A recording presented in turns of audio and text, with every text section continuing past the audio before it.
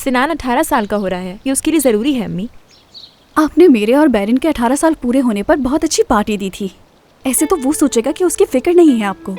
हाँ, मगर बॉयज को इतनी फिक्र कहाँ होती है कि उन्हें क्या गिफ्ट दिया जा रहा है, तो तुम क्यों कर रही हो फिर? फिक्र तो करनी पड़ेगी उसकी, क्योंकि सिनान काफ़ी एक्साइटेड है सालगिरह के लिए। मेरे सर में बहुत दर्द हो रहा है, बाकी के काम तुम लोग संभाल लेना। पता नहीं क्यों अम्मी हर बात पे चिढ़ने लगी है। अम्मी हर उस इंसान से चिढ़ती हैं जो अपनी जिंदगी में खुश रहता हो और अपनी जिंदगी अपने मुताबिक गुजारना चाहता हो। तूबा, तुम्हें अपनी अम्मी के बारे में ऐसी बात नहीं करनी चाहिए। मैं बिल्कुल सच कह रही हूँ आंटी, यकीन नहीं तो इससे पूछ लें। बताओ ना बैरिन। अब रहने दो इस बात को, तैयारी कर लूंगी मैं, ठीक है, हो जाएगा। लेकिन ये ठीक नहीं हो रहा। अम्मी सिनान के साथ ऐसा सलूक करती है जैसे गैर हो वो। इस बात में कोई सच्चाई नहीं है, तुम्हें पता है तुम क्या कह रही हो तूबा? सच ही कह रही हूँ।